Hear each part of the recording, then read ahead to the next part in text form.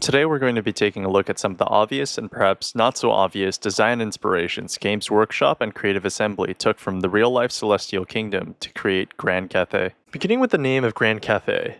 The name Cathay comes from the Khitan, a nomadic people who ruled northern China during the Liao dynasty from the 10th to 12th centuries. The term referring to the Khitan persisted as a term for China by way of the Silk Road, with Marco Polo referring to northern China during his travels as Cathay, and Cathay still being the name for China in Russian even through to modern day. Fun fact, Grand Cathay has the same etymological origins as the airline company Cathay Pacific.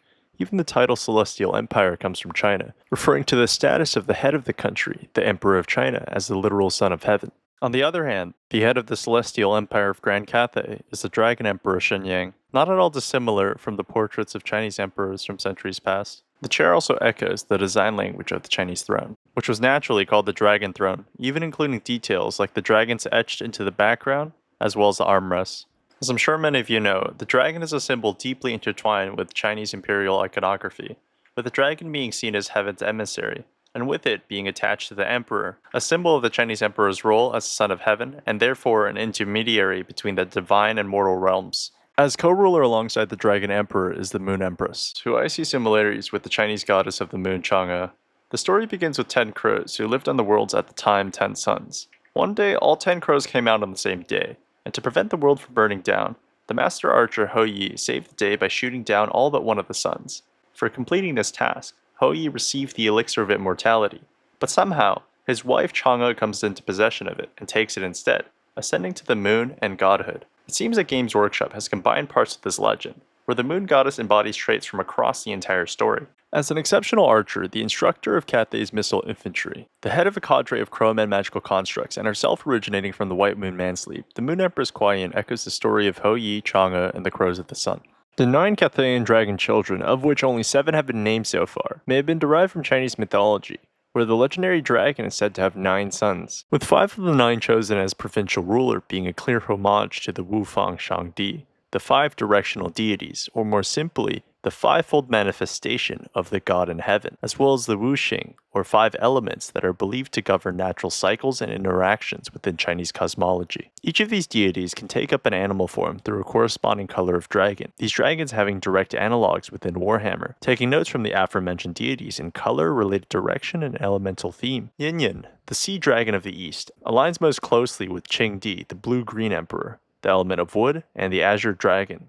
In Eastern mythology, this dragon is one of the most frequently referred to, also showing up on the flag of the Qing Empire, the 20th century Chinese national emblem, as one of the 4 auspicious beasts, with the other 4 being the black tortoise of the north, vermilion bird of the south, and white tiger of the west, and an overall important motif across places as far-flung as Goryeo, Korea, and the Kiyomizu-dera Temple in Kyoto, Japan. Perhaps the most well-known of the Cathayan children, Miao Ying, the storm dragon of the north, mirrors Heidi, or the Black Emperor, his control of the elements and the associated element of water. Li Dao, the fire dragon of the south, perfectly mirrors Qidi, the Red Emperor, the red dragon, and the element of fire, with Li Dao's other title as the Lord of the Phoenix likely coming from the auspicious vermilion bird beast of the south. In the west lies Zhao Ming, the iron dragon, reflecting Bai Di, or the White Emperor, and the element of metal. Finally, we have Yuan Bo, the Jade Dragon and administrator of the realm, ruler of the central provinces, mirroring Huangdi, or the Yellow Emperor's place at the center of the diagram. Huangdi in Chinese is also a homonym for emperor, which is fitting given Yuan Bo's role serving as chief bureaucrat within the Celestial Empire of Grand Cathay, with him governing territory including his father's home of Wei Jin.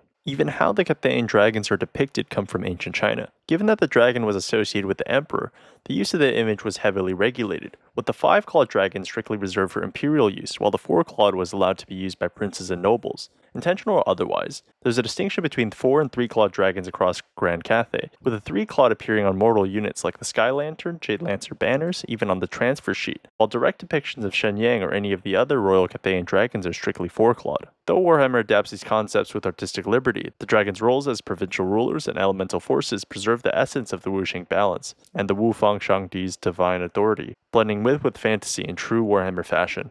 Next, we can move on to Cathayan geography. Beginning with its capital, Wei Jin, the city is clearly based on the current Chinese capital of Beijing, both located on the western edge of the Great Bastion, or Great Wall in real life. The Kunlun mountain range, or Pillar of Heaven, is the birthplace of Grand Cathay and is a sacred place dotted with ancestral shrines. Believe it or not, the Kunlun Mountains exist in real life, within western China on the northern edge of the Tibetan Plateau. It's believed that Kunlun holds the Palace of Heaven at its peak, with any person who succeeds in climbing to the top of the mountain becoming an immortal spirit. In the northern provinces lies the revered city of Nangao, the City of Smoke, designing and inventing the various war machines for the Great Bastion and armies of Grand Cathay. The most similar city I could find was Lanzhou, the capital of China's Gansu province in the northwest of the country. The city's economy is based on textiles, petrochemicals, natural resources, and energy, a production hub much like Nangao.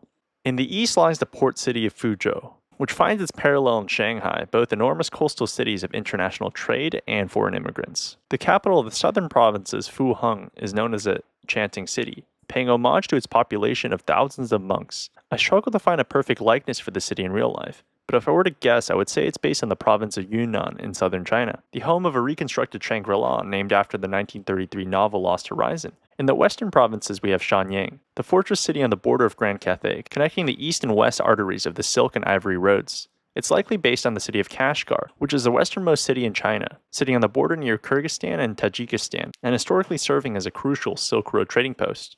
Finally, we can move on to perhaps the most fun part, Cathay's models and units. The octagonal Cathayan shields incorporate the Bagua motif as well as the show symbol.